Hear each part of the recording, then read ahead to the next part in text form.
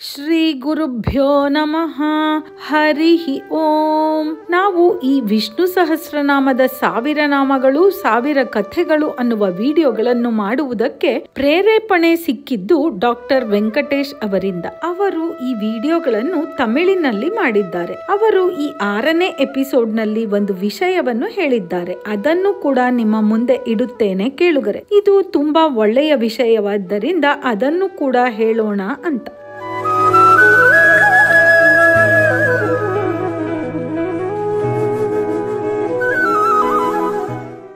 ಅವರಿಗೆ ಬಹಳಷ್ಟು ಜನ ಕೇಳುಗರು ಕೇಳಿದ್ದ ಪ್ರಶ್ನೆ ಏನು ಅಂದ್ರೆ, ಸರ್, ಈಗಿನ ಮಕ್ಕಳು ಕುಳಿತುಕೊಂಡು ವಿಷ್ಣು ಸಹಸ್ರನಾಮವನ್ನು ಹೇಳುವುದಿಲ್ಲ, ಏನು ಮಾಡುವುದು ಅಂತ. ಅದಕ್ಕೆ ಉತ್ತರವಾಗಿ ಡಾಕ್ಟರ್ ವೆಂಕಟೇಶ್ ಅವರು ಏನು ಹೇಳುತ್ತಾರೆ ಅಂದ್ರೆ, ಮಕ್ಕಳು ನೀವು ಹೇಳಿದ ಹಾಗೆ ಕುಳಿತು ವಿಷ್ಣು ಸಹಸ್ರನಾಮವನ್ನು ಹೇಳುತ್ತಿಲ್ಲವೇ?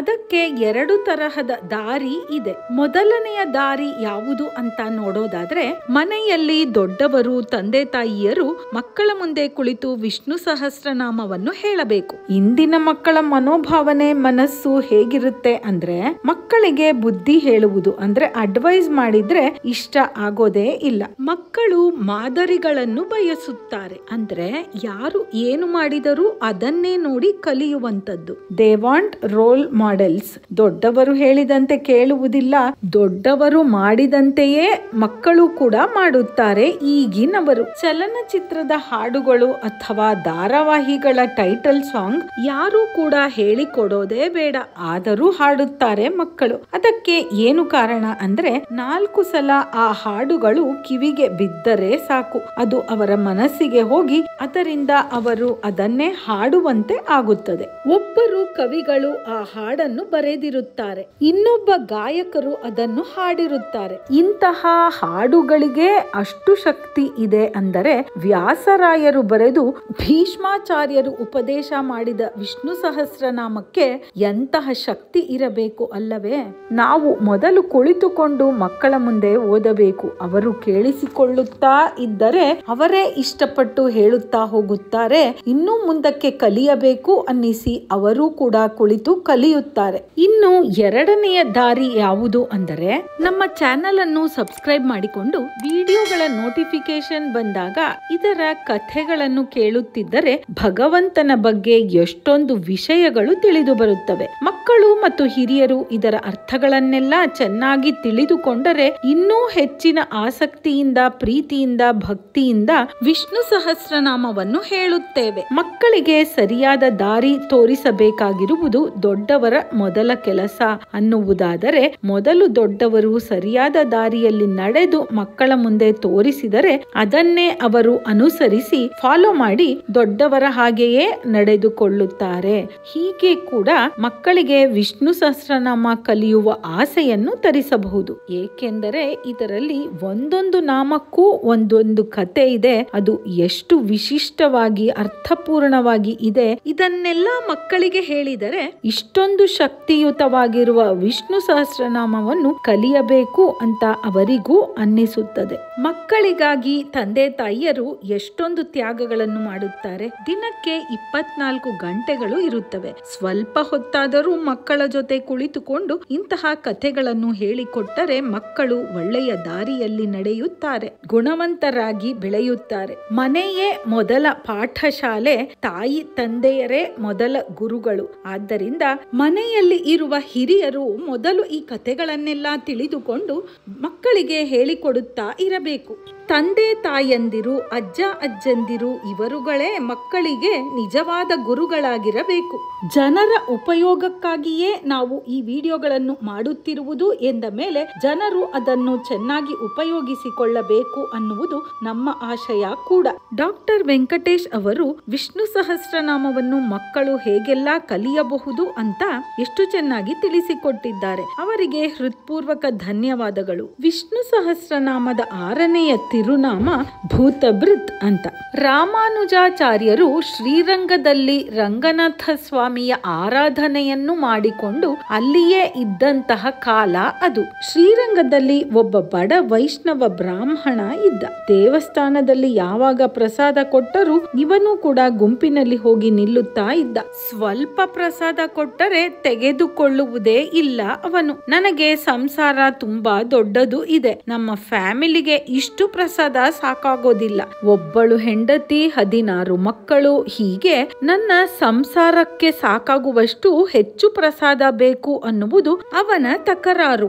ಅದಕ್ಕೆ ದೇವಸ್ಥಾನದಲ್ಲಿ ಕೆಲಸ ಮಾಡುತ್ತಿದ್ದ ಸಿಬ್ಬಂದಿಗಳೆಲ್ಲ ಅವನ ಜೊತೆ ಜಗಳ ಮಾಡುತ್ತಿದ್ದರು. ದೇವಸ್ಥಾನಕ್ಕೆ ಬಂದು ಒಂದು ವೇದ ಪಾರಾಯಣ ಮಾಡೋದಿಲ್ಲ, ಒಂದು ಶ್ಲೋಕ ಹೇಳೋದಿಲ್ಲ, ಪ್ರಸಾದ ಮಾತ್ರ ಬೇಕು ನಿನಗೆ, ಪ್ರಸಾದಕ್ಕೆ ಅಂತಲೇ ಬರುತ್ತೀಯಾ ಅಂತ ಬೈಯುತ್ತಿದ್ದರು ಅವನಿಗೆ. ಇದನ್ನು ನೋಡಿ ಸಾಕಾದ ರಾಮಾನುಜರು ಆ ಬಡ ಬ್ರಾಹ್ಮಣನನ್ನು ಕರೆದು ಕೇಳುತ್ತಾರೆ, ಯಾಕಪ್ಪ ನೀನು ಹೀಗೆ ಮಾಡುವುದು? ಪ್ರತಿದಿನ ದೇವಸ್ಥಾನದಲ್ಲಿ ನಿನ್ನಿಂದ ಸಮಸ್ಯೆಯೇ ಆಗುತ್ತಿದೆ, ಏನು ನಿನ್ನ ಪ್ರಾಬ್ಲಮ್ ಅಂತ ಕೇಳುತ್ತಾರೆ ರಾಮಾನುಜಾಚಾರ್ಯರು. ಈ ದೇವಸ್ಥಾನದಲ್ಲಿ ಕೆಲಸ ಮಾಡುವ ಸಿಬ್ಬಂದಿಗಳು ಪ್ರತಿದಿನವೂ ಶ್ಲೋಕಗಳನ್ನು ಹೇಳುವುದು, ವೇದ ಪಾರಾಯಣ ಮಾಡುವುದು ಎಲ್ಲವನ್ನು ಮಾಡಿ ಆಮೇಲೆ ಪ್ರಸಾದವನ್ನು ತೆಗೆದುಕೊಂಡು ಹೋಗುತ್ತಾರೆ. ನೀನು ಏನೂ ಹೇಳುವುದಿಲ್ಲ, ಅವರ ಮಧ್ಯೆ ಬಂದು ನಿಂತು ಪ್ರಸಾದ ಕೇಳುತ್ತೀಯೇ, ಜಾಸ್ತಿ ಬೇಕು ಅಂತ ತಕರಾರು ಬೇರೆ ಮಾಡುತ್ತೀಯೇ, ಏಕೆ ಹೀಗೆಲ್ಲ ನಡೆದುಕೊಳ್ಳುವೆ ಅಂತ ಕೇಳುತ್ತಾರೆ ರಾಮಾನುಜಾಚಾರ್ಯರು. ಅದಕ್ಕೆ ಆ ಬಡ ಬ್ರಾಹ್ಮಣ ಹೇಳುತ್ತಾನೆ, ಏನು ಮಾಡಲಿ ಸ್ವಾಮಿ, ನನಗೆ ದೊಡ್ಡ ಸಂಸಾರ, 16 ಮಕ್ಕಳು ಮತ್ತು ಹೆಂಡತಿ, ನನ್ನನ್ನು ನಂಬಿ ಅವರೆಲ್ಲ ಇದ್ದಾರೆ, ಅವರಿಗೆಲ್ಲ ನಾನೇ ಊಟ ಕೊಡಬೇಕು ತಾನೆ, ನಾನು ಏನು ಮಾಡಲಿ ಅನ್ನುತ್ತಾನೆ. ಅದಕ್ಕೆ ರಾಮಾನುಜರು, ನೀನು ದೇವರಿಗಾಗಿ ಏನಾದರೂ ಸೇವೆ ಮಾಡಿ ಪ್ರಸಾದ ಕೇಳಿದರೆ ಯಾರು ಏನೂ ಹೇಳುವುದಿಲ್ಲ, ನೀನು ಏನೊಂದು ಸೇವೆಯನ್ನೂ ಮಾಡುವುದಿಲ್ಲ, ಪ್ರಸಾದ ಕೊಡುವ ಸಮಯಕ್ಕೆ ಮಾತ್ರ ಬಂದು ಬಿಡುತ್ತೀಯೇ ಮತ್ತು ಇಲ್ಲಿ ಗಲಾಟೆ ಬೇರೆ ಮಾಡುತ್ತೀಯೇ, ಹೋಗಲಿ, ನಿನಗೆ ಏನೋ ಕಷ್ಟ ಇರಬಹುದು, ವೇದ ಪಾರಾಯಣ ಮಾಡುವುದೋ ಶ್ಲೋಕ ಹೇಳುವುದೋ ಏನಾದರೂ ಒಂದು ಮಾಡು ಅನ್ನುತ್ತಾರೆ ರಾಮಾನುಜಾಚಾರ್ಯರು. ಅದಕ್ಕೆ ಆ ಬ್ರಾಹ್ಮಣ ಹೇಳುತ್ತಾನೆ, ಅಯ್ಯೋ ಸ್ವಾಮಿ, ನನಗೆ ಅದೆಲ್ಲ ಬರೋದೇ ಇಲ್ಲ, ಅದೆಲ್ಲ ಬಂದಿದ್ದರೆ ನಾನು ಏಕೆ ಹೀಗೆ ಇರುತ್ತಿದ್ದೆ, ನನಗೆ ಇದು ಯಾವುದೂ ಗೊತ್ತಿಲ್ಲ ಅಂತಾನೆ. ನನಗೆ ತಿಳಿದಿರುವ ಯಾವುದೋ ಸಣ್ಣ ಪುಟ್ಟ ಕೆಲಸಗಳನ್ನು ಮಾಡಿಕೊಂಡು ಜೀವನ ಸಾಗಿಸುತ್ತಿದ್ದೇನೆ, ಆದರೆ ನನ್ನ ದೊಡ್ಡದಾದ ಸಂಸಾರವನ್ನು ನಡೆಸುವುದು ಕಷ್ಟವಾಗಿದೆ, ಅದಕ್ಕಾಗಿಯೇ ಇಲ್ಲಿ ಪ್ರಸಾದಕ್ಕಾಗಿ ಬರುತ್ತೇನೆ ಸ್ವಾಮಿಗಳೇ ಅಂತ ಹೇಳುತ್ತಾನೆ. ಸರಿ, ನಿನಗೆ ಯಾವುದು ತಿಳಿಯದಿದ್ದರೂ ಪರವಾಗಿಲ್ಲ, ವಿಷ್ಣು ಸಹಸ್ರನಾಮವಾದರೂ ಗೊತ್ತಿದೆಯಾ ನಿನಗೆ ಅಂತ ಕೇಳುತ್ತಾರೆ ರಾಮಾನುಜಾಚಾರ್ಯರು. ಅದಕ್ಕೆ ಅವನು, ಏನೋ ಸ್ವಲ್ಪ ಸ್ವಲ್ಪ ಗೊತ್ತಿದೆ ಸ್ವಾಮಿ ಅನ್ನುತ್ತಾನೆ. ಸರಿ, ನಿನಗೆ ಎಷ್ಟು ಗೊತ್ತಿದೆಯೋ ಕೇಳೋಣ, ಹೇಳು ಅನ್ನುತ್ತಾರೆ ರಾಮಾನುಜಾಚಾರ್ಯರು. ಸರಿ, ಅವನು ಹೇಳಲು ಶುರು ಮಾಡ್ತಾನೆ. ವಿಶ್ವಂ ವಿಷ್ಣುರ್ವಷಟ್ಕಾರೋ ಭೂತ ಭವ್ಯ ಭವತ್ ಪ್ರಭುಃ ಭೂತಭೃತ್ ಭೂತಭೃತ್ ಭೂತಭೃತ್ ಅಂತ ಅಲ್ಲಿಯೇ ನಿಂತು ಬಿಟ್ಟ, ಮುಂದೆ ಬರೋದಿಲ್ಲ ಅವನಿಗೆ. ಸರಿ, ಈಗ ರಾಮಾನುಜಾಚಾರ್ಯರು ಹೇಳುತ್ತಾರೆ, ತುಂಬಾ ಸಂತೋಷ, 6ನೆಯ ತಿರುನಾಮ ಭೂತಭೃತ್ ಅಂತ, ಅಲ್ಲಿಯವರೆಗಾದರೂ ನಿನಗೆ ತಿಳಿದಿದೆಯಲ್ಲ, ಅಷ್ಟೇ ಸಾಕು, ಪ್ರತಿದಿನ ಭೂತಭೃತೆ ನಮಃ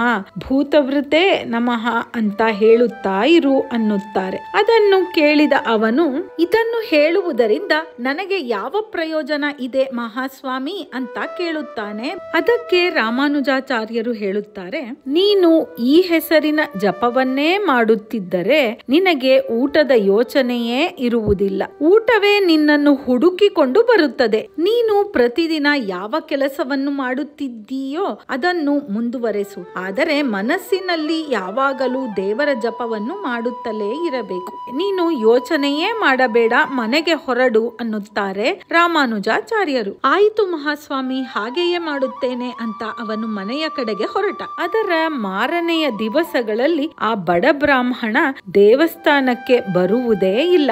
ಆದರೆ ದೇವಸ್ಥಾನದಲ್ಲಿ ಕೆಲಸ ಮಾಡುವವರೆಲ್ಲ ಗಮನಿಸುತ್ತಿದ್ದಾರೆ. ಪ್ರಸಾದವನ್ನು ನೈವೇದ್ಯಕ್ಕೆ ಅಂತ ದೇವರ ಮುಂದೆ ಇಡುವಾಗ ಅದರಲ್ಲಿ ಒಂದಷ್ಟು ಭಾಗ ಪ್ರಸಾದ ಪ್ರಸಾದ ಎಲ್ಲಿ ಹೋಗುತ್ತದೋ ತಿಳಿಯುತ್ತಿಲ್ಲ. ನೈವೇದ್ಯಕ್ಕೆ ಅಂತ ದೇವರ ಮುಂದೆ ಇಟ್ಟು ನೈವೇದ್ಯದ ಮಂತ್ರಗಳನ್ನು ಹೇಳಿ ಆಮೇಲೆ ಎಲ್ಲರಿಗೂ ಹಂಚಬೇಕಲ್ಲ ಪ್ರಸಾದ. ಆಗ ನೋಡಿದರೆ ಪ್ರಸಾದ ಕಮ್ಮಿ ಇರುತ್ತಿತ್ತು.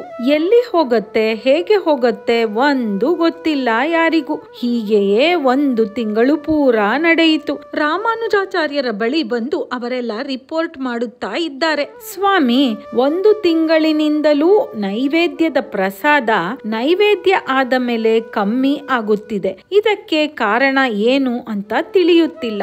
ಯಾರು ತೆಗೆದುಕೊಂಡು ಹೋಗುತ್ತಾರೆ, ಹೇಗೆ ತೆಗೆದುಕೊಂಡು ಹೋಗುತ್ತಾರೆ ಅಂತ ಕೂಡ ತಿಳಿಯುತ್ತಿಲ್ಲ ಅಂತ ಅವರೆಲ್ಲ ಹೇಳುತ್ತಾರೆ. ಆ ಗುಂಪಿನಲ್ಲಿ ಒಬ್ಬ ದೇವಸ್ಥಾನದ ಸಿಬ್ಬಂದಿ ಹೇಳ್ತಾನೆ, ಸ್ವಾಮಿಗಳೇ, ಆ ಬಡ ಬ್ರಾಹ್ಮಣ ಇತ್ತೀಚೆಗೆ ಕಾಣುತ್ತಲೇ ಇಲ್ಲ, ದೇವಸ್ಥಾನಕ್ಕೆ ಬರುತ್ತಲೂ ಇಲ್ಲ, ಇಲ್ಲಿಗೆ ಬರುವುದನ್ನು ನಿಲ್ಲಿಸಿದ್ದಾನೆ. ಆದರೆ ಆ ದಿನದಿಂದ ಹೀಗೆ ಪ್ರಸಾದ ಕಮ್ಮಿ ಆಗುತ್ತಿದೆ. ನಾನು ಇದನ್ನು ತುಂಬಾ ದಿನದಿಂದ ಗಮನಿಸುತ್ತಾ ಇದ್ದೇನೆ ಅನ್ನುತ್ತಾನೆ. ಅವನಿಗೂ ಈ ಪ್ರಸಾದ ಕಾಣೆ ಆಗುವುದಕ್ಕೂ ಏನೋ ಸಂಬಂಧ, ಕನೆಕ್ಷನ್ ಇದ್ದೇ ಇದೆ ಅಂತ ಕೂಡ ಹೇಳುತ್ತಾನೆ ಅವನು. ಆಗ ರಾಮಾನುಜಾಚಾರ್ಯರು, ಆಯಿತು, ನಾನು ವಿಚಾರಿಸಿಕೊಳ್ಳುತ್ತೇನೆ, ನೀವೆಲ್ಲ ಹೊರಡಿ ಅಂತ ಹೇಳಿ ಅವರನ್ನೆಲ್ಲ ಕಳಿಸಿಕೊಡುತ್ತಾರೆ. ಕಾವೇರಿ ನದಿಯ ಕಡೆ ಹೊರಡುತ್ತಾರೆ ರಾಮಾನುಜಾಚಾರ್ಯರು. ಅಲ್ಲಿ ಈ ಬಡ ಬ್ರಾಹ್ಮಣ ಬಂದು ರಾಮಾನುಜರ ಕಾಲಿಗೆ ಬೀಳುತ್ತಾನೆ. ಸ್ವಾಮಿ, ನೀವು ಹೇಳಿದ ಹಾಗೆ ಭೂತಭೃತೆ ನಮಃ,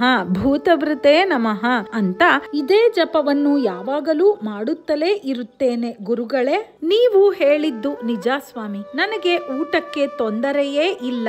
ಈಗ ನಿಮ್ಮ ಶಿಷ್ಯ ಪ್ರತಿದಿನ ನನ್ನ ಮನೆಗೆ ಬಂದು ನಮ್ಮೆಲ್ಲರಿಗೂ ಹೊಟ್ಟೆ ತುಂಬುವಷ್ಟು ಪ್ರಸಾದ ಕೊಡುತ್ತಲೇ ಇದ್ದಾನೆ ಅನ್ನುತ್ತಾನೆ ಅವನು. ಅದಕ್ಕೆ ರಾಮಾನುಜಾಚಾರ್ಯರು ಹೇಳುತ್ತಾರೆ, ನಾನು ಯಾವುದೇ ಶಿಷ್ಯನನ್ನು ಕಳಿಸಲೇ ಇಲ್ಲಪ್ಪ, ನನಗೆ ಏನೂ ಅರ್ಥವಾಗುತ್ತಲೇ ಇಲ್ಲ, ಸರಿಯಾಗಿ ಬಿಡಿಸಿ ಹೇಳು ಅನ್ನುತ್ತಾರೆ ರಾಮಾನುಜಾಚಾರ್ಯರು. ರಾಮಾನುಜಾಚಾರ್ಯರಿಗೆ ತುಂಬಾ ಆಶ್ಚರ್ಯ, ಏನು ನಡೆಯುತ್ತಿದೆ ಇಲ್ಲಿ ಅಂತ. ಅದಕ್ಕೆ ಆ ಬಡ ಬ್ರಾಹ್ಮಣ ಹೇಳುತ್ತಾನೆ, ಇಲ್ಲ ಸ್ವಾಮಿ, ಅವನು ನಿಮ್ಮ ಶಿಷ್ಯನೇ ಅಂತ ಹೇಳಿದ್ದು. ರಂಗನಾಥ ಅಂತ ಅವನ ಹೆಸರು. ನಾನು ಕೇಳಿದೆ, ಪ್ರತಿದಿನವೂ ಆ ಹುಡುಗನೇ ಬಂದು ನಮಗೆಲ್ಲ ಹೊಟ್ಟೆ ತುಂಬುವಷ್ಟು ಪ್ರಸಾದವನ್ನು ಕೊಟ್ಟು ಹೋಗುತ್ತಾನೆ ಅಂತ ಹೇಳುತ್ತಾನೆ ಬಡ ಬ್ರಾಹ್ಮಣ.